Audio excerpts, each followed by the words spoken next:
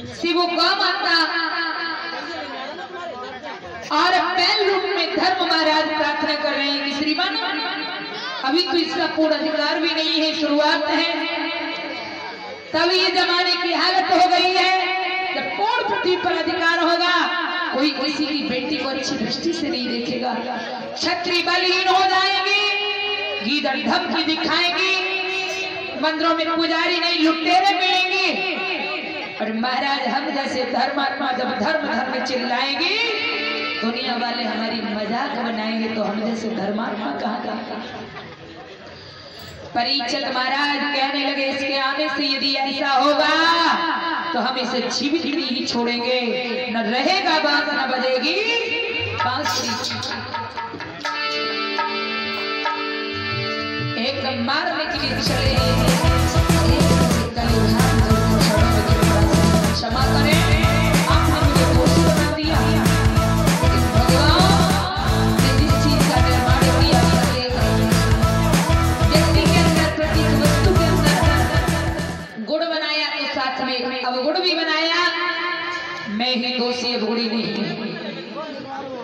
और बोले कि कस्तूरी में दोष जो रंग लाई है और सोने में दोष जो सुगंध नहीं लायो है,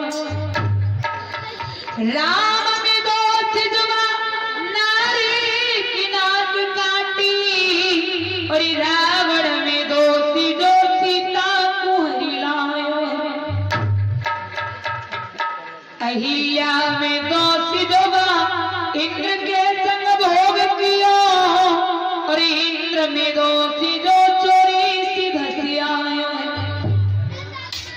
अरे महाराज फिर काय को पागल बने और एक एक दोष प्रभु ने सब में बनायो है, एक एक दोष हरि ने सब में बनायो है।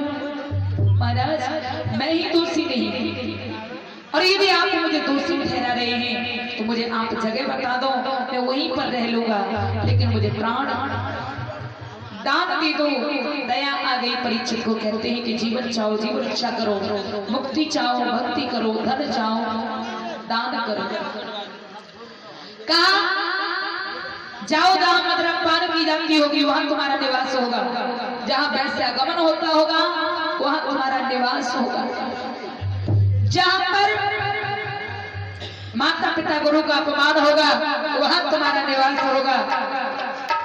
एकदम से कहने लगा कलयुग महाराज ने सब जगह तुमने ऐसी बताई नहीं, हर जगह हमारे सर पर जूता पड़ेगा, कोई जगह ऐसी आपने हमें दी जहां हम सुख शांति से 10-20 मिनट आराम कर सके। महाराज कहते एक जगह और हम तुम्हें बताते हैं कि चोरी का स्वर्ण होगा, उस चोरी के स्वर्ण में भी तुम्हारा निवास होगा। मैया चलती है वाती, गाय से पृथ्वी रूप में आकर चली जाती है, बैल अपने धर्म रूप में आकर चले गए।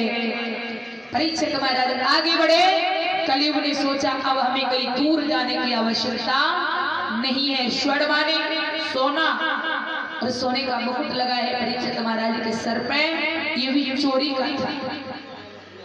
भीमसेन महाराज जरासंध से लेकर आए थे, कलयुग को बहुत अच्छा मौका मिल गया, उस मुकुट के अंदर ही प्रवेश कर लिया। गोविंद भगवान की बुद्धि को विकृत कर दिया।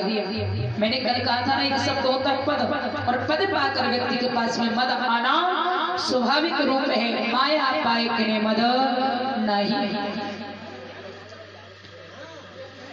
परीक्षित महाराज ने जब बुद्धि को विकृत कर दिया, महाराज शिकार करने के लिए गए, चलते चलते प्यास से कंठ सूखने लगा, पानी की तलाश में लोग किसी की कुटिया पर पहुंचे और देखा तो महाराज तो अपने समाधिस्थ अवस्था में बैठी बुद्धि को खराब कर दिया। कलयुग ने सोचने लगे मैं एक राजा, और राजा होकर कुआं तो पास में है, लोटिया डोर भी है, लेकिन इस कुआं से पानी खींच कर पीऊं नहीं। ये महात्मा मुझे पिलाएगा। कहते अरे ओ महात्मा, हमें जल पीना है, प्यास से कंठ सूख रहा है, हमें पानी पिलाओ। लेकिन महाराज तो ध्यान अवस्था में थे, आज कुछ बोले नहीं। क्रोध आ गया परीक्षित को, आगे बढ़े और आगे बढ़ के मन में सोचने लगे, अरे संत तूने एक राजा का तिरस्कार किया है और मेरा तिरस्कार करने का परिणाम तुझे क्या मिलेगा मालूम है? इस क्रोध के साथ में आगे बढ़े, आगे मरा हुआ सर्प पड़ा है, बाण की नोक पर उठाया और महाराज के गले में डाल दिया। बोलो गोविंद भगवान की। बच्चों ने देखा, दौड़ कर गए लोमड़ ऋषि के पुत्र श्रृंगी के पास। भैया एक राजा आया, आपके पिता से पानी मांगा और पानी नहीं दिया, तो उस राजा ने तुम्हारे पिता के गले में मरा हुआ सर्प डाल दिया।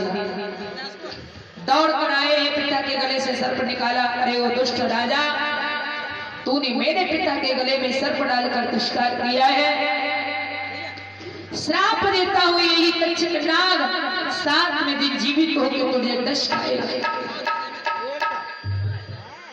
जब भक्त को ये श्राप दे दिया, आंखें खुली है, एकदम से देखा लोग किसी ने, कहने लगे बेटा इतना क्रोध की ज्वाला तुम्हारे चेहरे पर? बोले हाँ पिताजी, इसका कारण है कि अभी अभी कुछ देर पहले एक राजा ने आपके आकर पानी मांगा और जब आपने पानी नहीं दिया तो उस राजा ने तुम्हारे गले में सर्प डाल दिया। नेत्र बंद किए महाराज ने देखा ये तो परीक्षित है, लेकिन कलयुग ने इनकी बुद्धि को खराब कर दिया, इसलिए मेरे साथ में ऐसा व्यवहार किया। एकदम से बोले बेटा उस राजा से आपने कुछ कहा तो नहीं? कहते हैं पिताजी आप कहने की बात करते हो,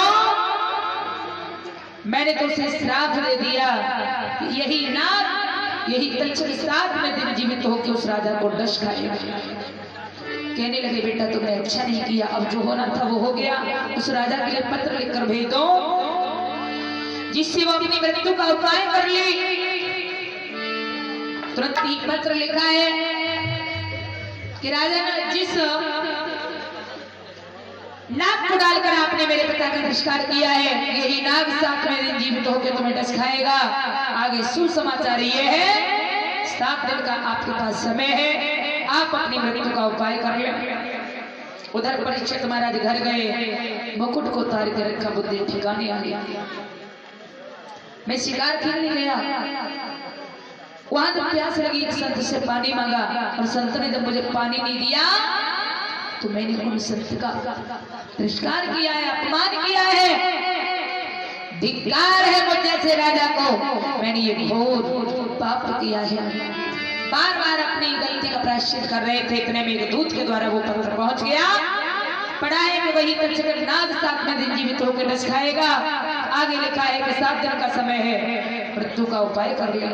महाराज ने घर को छोड़ा, तो घर छोड़ के जब चले हैं तो पत्नी ने आकर पैर पकड़ लिए, श्रीमान क्षमा करें, आप मेरे जीवन की उत्तरदायी है, जीवन साथी है, और आप मुझे छोड़ के चले जाएंगे, मैं बिना आपके कैसे रह पाऊंगी? बिना पति की पत्नी का कोई अस्तित्व नहीं है।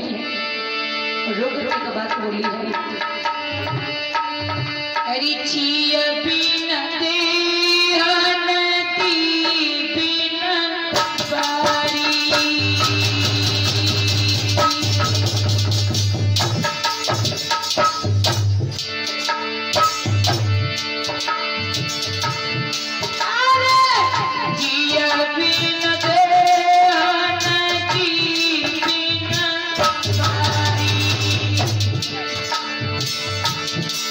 और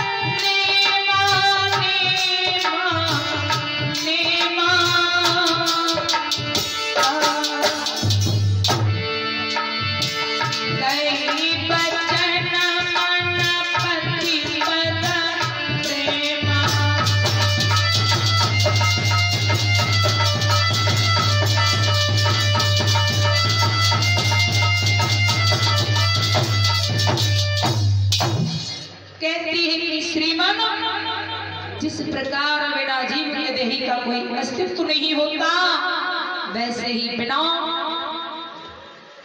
पति की पत्नी का कोई अस्तित्व नहीं होता। मेरे जीवन के आधार आप हैं। एकदम से महाराज कहते हैं, नवल्ली ये मेरी जीवन यात्रा और यात्रा में आप कभी जीवन साथी बना, हम सफर बना।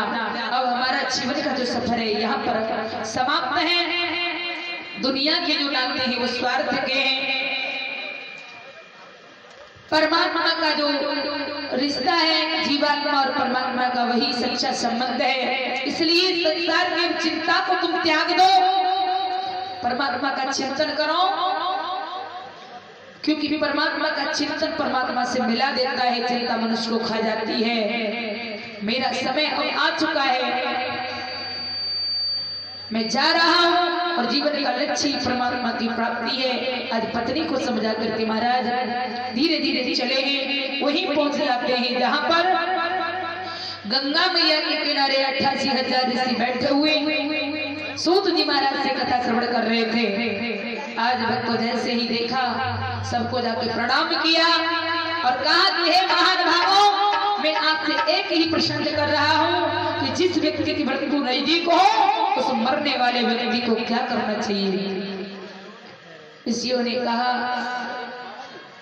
कि जिसकी मृत्यु नजदीक हो, उसको चाहिए कि श्वास श्वास पर ओम रट वृथा श्वास ना खोए, इस श्वास को पतो नहीं कि आवन होए ना होए।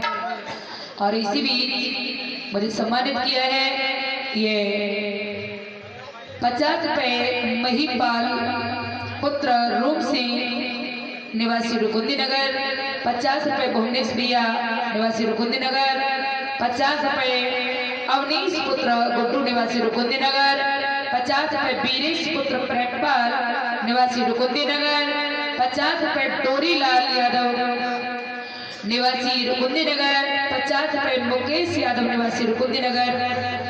और मैं हमेशा यही कामना करती हूँ भगवान से कि बड़े भाइयों से हमेशा आशीर्वाद की कामना, और परमात्मा छोटे भाइयों को सद्बुद्धि प्रदान करे और इसी तरह से मेरे भाइयों का भाव बना रहे, तो इसी तरह से धर्मस्थल में मान सम्मान करते रहे। और इस चीज पर मुझे बड़ा गर्व है। मैं कहीं भी जाती हूँ, आज मुझे लगभग 18 साल कथा कहते कहते हो गई, और शायद कोई गांव ऐसा होगा अपने रजपुरा से लेकर और इधर सैसवान तक और इधर तुम्हारे इस्लाम नगर तक के जहां मैंने कथा न कही हो, जहां भी मैंने एक बार कथा की है भाइयों से, और भाइयों का भी मेरे से इतना लगाव है कि मेरे बाद चाहे कितनी भी कथा हुई हो, इतना मुझे मान सम्मान देते हैं। इसके लिए मैं खुद का इतना गर्व करती हूँ कि ठाकुर जी जब तक मेरी जिंदगी रहे, जब तक मैं रहूं इस दुनिया में, मेरे भाइयों का, मेरी बहनों का, मेरे पितातुल्य बुजुर्गों का और मेरी सभी बहनों का भाव इसी तरह से बना रहे, मुझे इसी तरह से प्यार मिलता रहे। और ये जन्म तो मेरा भगवान ने ठीक कर ही दिया, अगला जन्म में मैं लूं तो आप लोगों के बीच में इसी तरह का व्यवहार मुझे पुनः मिले, ऐसी मैं आशा करती हूँ। बोले गोविंद भगवान की। सभी 1-2 लाख के भजन बोलेंगे, इसके बाद फिर आरती होगी।